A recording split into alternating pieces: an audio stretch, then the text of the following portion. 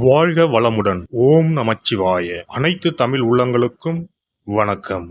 இறை நம்பிக்கையும் கம்பீரமான தோற்றமும் கொண்ட தனுசு ராசி அன்பர்களே, இதுவரை புத்திரஸ்தானமான 5ஆம் ராசியில் இருந்த குரு பகவான் சித்திரை மாதம் 18ஆம் நாள் முதல் சத்ருஸ்தானமான 6ஆம் வீட்டில் சஞ்சாரம் செய்ய இருக்கின்றார்.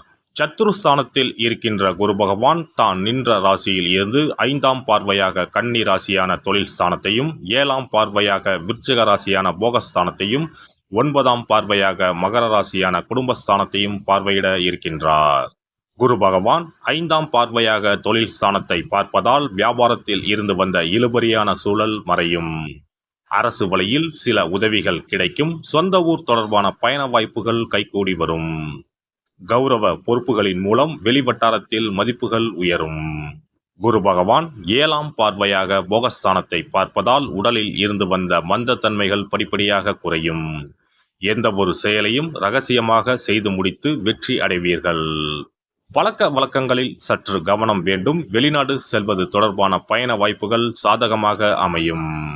குரு பகவான் 9ஆம் பார்வையாக குடும்பஸ்தானத்தை பார்ப்பதால் குடும்பத்தில் இருந்து வந்த கருத்து வேறுபாடுகள் நீங்கி ஒற்றுமை அதிகரிக்கும். மனதிற்கு பிடித்த விதத்தில் உணவுகளை உண்டு மகிழ்வீர்கள். தனவரவுகளில் இருந்து வந்த தடைகள் விலகும். விலை உயர்ந்த பொருட்களை வாங்கி மகிழ்வீர்கள். குரு பகவான் புத்திரஸ்தானத்தில் நிற்பதால் தந்தை வழி உறவினர்களிடத்தில் சூழ்நிலை அறிந்து செயல்படுவது நன்மதிப்பை உண்டாக்கும். எதிலும் நேர்மறையான எண்ணங்களை வளர்த்துக் கொள்வது மன அமைதியை ஏற்படுத்தும். இழுபறியான சில விஷயங்களை செய்து முடிப்பதற்கான சூழல் ஏற்படும்.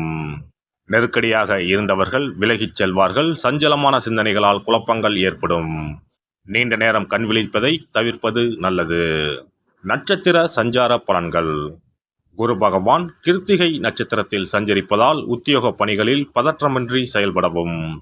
வெளியூர் பயணங்களில் இருந்து வந்த தடைகள் விலகும். கடன் சார்ந்த பிரச்சனைகள் குறையும். உடல் ஆரோக்கியம் சார்ந்த விஷயங்களில் கவனம் வேண்டும். குரு பகவான் ரோகிணி நட்சத்திரத்தில் சஞ்சரிப்பதால் எதிர்பாராத சில அதிர்ஷ்டகரமான வாய்ப்புகள் உண்டாகும். நீண்ட நாட்களாக தடைப்பட்ட வரவுகள் கிடைக்கும். வியாபார பணிகளில் சிறு சிறு தேக்க நிலைகள் உண்டாகும். உறவினரிடத்தில் பொறுமையுடன் செயல்படுவது நன்மதிப்பை உண்டாக்கும்.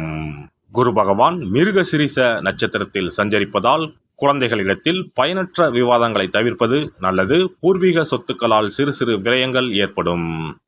வெளியூர் பயணங்களில் இருந்து வந்த தாமதங்கள் குறையும். வியாபார அபிவிருத்திக்கான முயற்சிகளில் சிந்தித்து செயல்படவும்.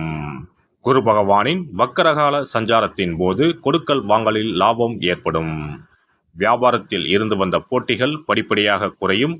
உடல் ஆரோக்கிய பிரச்சனைகள் கட்டுப்பாட்டுக்குள் வரும். நீண்ட நாட்களாக தடைப்பட்டு வந்த சுபகாரியங்கள் கைகூடி வருவதற்கான சூழல் ஏற்படும். பெண்களை பொறுத்தவரை தனவரவில் இருந்து வந்த சில நெருக்கடிகள் குறையும். விலை உயர்ந்த பொருட்களின் சேர்க்கை உண்டாகும். உங்கள் கருத்துகளுக்கு உண்டான ஆதரவு கிடைக்கும். அரசு சார்ந்த உதவிகள் கிடைக்கப் பெறுவீர்கள். வெளியூர் பயணங்களில் இருந்து வந்த தாமதங்கள் விலகும். பணிபுரியும் இடத்தில் இருந்து வந்த சில நெருக்கடிகள் குறையும். மாணவர்களுக்கு சஞ்சலமான சிந்தனைகளால் குழப்பம் உண்டாகும். உடல் ஆரோக்கிய விஷயத்தில் கவனம் வேண்டும். தொழில் கல்வியில் முன்னேற்றம் ஏற்படும். விளையாட்டு தொடர்பான விஷயங்களில் சற்று கவனத்தோடு இருக்கவும். பிறமொழி சார்ந்த விஷயங்களில் ஆர்வம் ஏற்படும். உத்தியோகஸ்தர்கள் அலுவலகத்தில் எதிர்பார்த்த சில பொறுப்புகள் கிடைப்பதில் தாமதம் ஏற்படும். உங்கள் மீதான நம்பிக்கையில் சில மாற்றங்கள் உண்டாகும். எதிலும் திறமையோடு செயல்பட்டு பாராட்டுகளை பெறுவீர்கள். புதிய வேலை சார்ந்த தேடலில் எதிர்பார்ப்புகள் நிறைவேறும். பயணங்களின் மூலம் அனுகூலமும் லாபமும் ஏற்படும். உடல் ஆரோக்கிய பிரச்சனைகள் குறையும். வியாபாரிகள் வியாபார பணிகளில் இருந்து வந்த மந்த நிலைகள் நீங்கி முன்னேற்றமான சூழல் ஏற்படும். அரசு வழியில் சில உதவிகள் கிடைக்கும். புதிய முயற்சிகளில் இருந்து வந்த தாமதங்கள் விலகும். வாடிக்கையாளர்களின் எண்ணங்களை புரிந்து கொண்டு சில மாற்றங்களை செய்வீர்கள். கலைத்துறையில் இருப்பவர்களுக்கு வரவுகளில் இருந்து வந்த தாமதங்கள் விலகும். மனதளவில் இருந்து வந்த தயக்கங்கள் படிப்படியாக குறையும். பேச்சு திறமைகளின் மூலம் ஆதாயத்தை மேம்படுத்துவீர்கள். பயணங்களின் மூலம் புதிய வாய்ப்புகள் கிடைக்கும். அரசியல்வாதிகள் நினைத்த பணிகளை செய்து முடிப்பீர்கள்.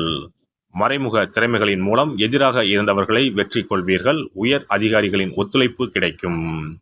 சிந்தனைகளில் இருந்து வந்த குழப்பங்கள் நீங்கி தெளிவான முடிவுகளை எடுப்பீர்கள். நடைபெற இருக்கின்ற குரு பெயர்ச்சியால் தொழில் சார்ந்த அபிவிருத்தியும் அதற்கான தன வரவுகளும் குடும்ப உறுப்பினர்களின் ஒத்துழைப்பால் மேன்மையும் உண்டாகும்.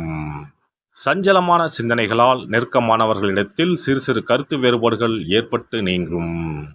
நவகிரகத்தில் இருக்கக்கூடிய குரு பகவானுக்கு நெய் தீபம் ஏற்றி வழிபாடு செய்து வர உடல் ஆரோக்கியமும் கல்வியில் முன்னேற்றமும் ஏற்படும். இனி குரு பகவானின் அருளை பெறுவதற்கு வியாழக்கிழமையில் எப்படி விரதம் இருக்க வேண்டும் என்பதனை பற்றி காண்போம். குரு பகவானின் அருள் இருந்தால்தான் வாழ்வில் மங்கள காரியங்கள் தடையின்றி நடந்து கொண்டே இருக்கும். இவரின் அருளை பரிபூர்ணமாக பெற வேண்டும் என்றால் அவருக்குரிய வியாழக்கிழமையில் விரதம் இருந்தாலே போதும். குரு பகவானுக்குரிய விரதத்தை கடைபிடிக்க நினைப்பவர்கள் சுக்கிலபட்சம் எனப்படும் வளர்பிறையில் வரும் வியாழக்கிழமைகளில் இந்த விரதத்தை இருக்கலாம். ஒரு வருடத்தில் தொடர்ந்து 16 வளர்பிறை வியாழக்கிழமைகள் வரும். இந்த நாட்களில் விரதம் இருந்தால் எண்ணற்ற பலன்கள் கிடைக்கும். 3 ஆண்டு காலம் இந்த விரதத்தை கடைபிடித்தால் குரு பகவானின் பூரண அருள் வாழ்நாள் முழுவதும் கிடைக்கும். வியாழக்கிழமை விரதம் இருக்கும் முறை. வியாழக்கிழமை அன்று அதிகாலையில் எழுந்து குளித்து மஞ்சள் நிற ஆடை அணிந்து உறுதியாக விரதம் இருக்க வேண்டும். அருகில் உள்ள கோவிலின் நவகிரக சன்னதிக்கு சென்று குரு பகவானுக்கு சந்தனம், மஞ்சள் போன்றவற்றை கொண்டு அபிஷேகம் செய்ய வேண்டும்.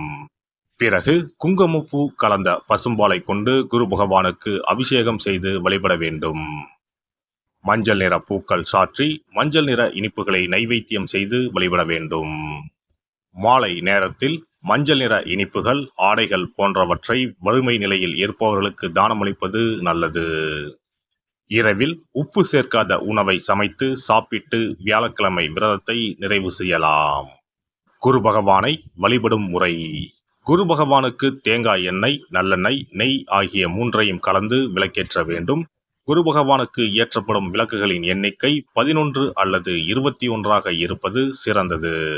குரு பகவானுக்கு பிடித்த மலர்கள் முல்லை, மல்லிகை. ஆகையால் அவருக்கு முல்லை அல்லது மல்லிகை மாலையை அணிவித்து கொண்டை கடலையை படைத்து வழிபடுவது சிறந்தது. வியாழக்கிழமை தோறும் சிவன் கோவிலுக்கு சென்று குரு பகவானுக்கு அர்ச்சனை அல்லது கற்பூர ஆரத்தி செய்து வணங்கி வருவது நல்லது. ஆலயங்களில் நவகிரக மூர்த்திகளிடையே உள்ள குருவுக்கு வியாழன் அன்று கொண்டை கடலை மாலை சாற்றி முல்லைப்பூ, சாமந்திப்பூ மற்றும் மஞ்சள் நிற மலர்களால் அர்ச்சித்து வழிபடுவது நன்மை தரும். வியாழக்கிழமை தோறும் கொண்டைக்கடலை, சுண்டல், மஞ்சள் வாழைப்பழம், தேன், சர்க்கரை, கற்கண்டு மற்றும் இதர இனிப்பு பொருட்கள் இவற்றில் ஏதேனும் ஒன்றை நைவேத்தியமாக படைத்து வழிபட வேண்டும். குரு பகவானுக்குரிய வளர்பிறை வியாழக்கிழமை விரதத்தை முறையாக மேற்கொள்பவர்களுக்கு வாழ்வில் பல யோகங்கள் ஏற்படும். சரியான காலத்தில் திருமணம் நடக்கும். ஜாதகத்தில் குரு கிரக தோஷம் இருப்பவர்கள் இந்த விரதத்தை கடைபிடித்தால் தோஷங்கள் நீங்கும்.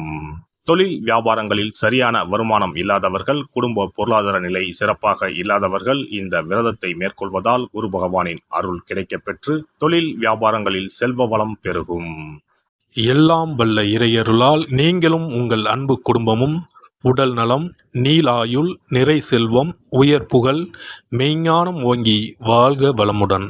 இந்த வீடியோ பதிவு உங்களுக்கு பிடித்திருந்தால் லைக் பண்ணுங்க, கமெண்ட் பண்ணுங்க, ஷேர் பண்ணுங்க, மறக்காம சப்ஸ்கிரைப் பண்ணுங்க, பக்கத்துல இருக்கிற பெல் பட்டனை கிளிக் பண்ணுங்க. நன்றி, வணக்கம். ஓம் நமச்சிவாய. சிவாய நம.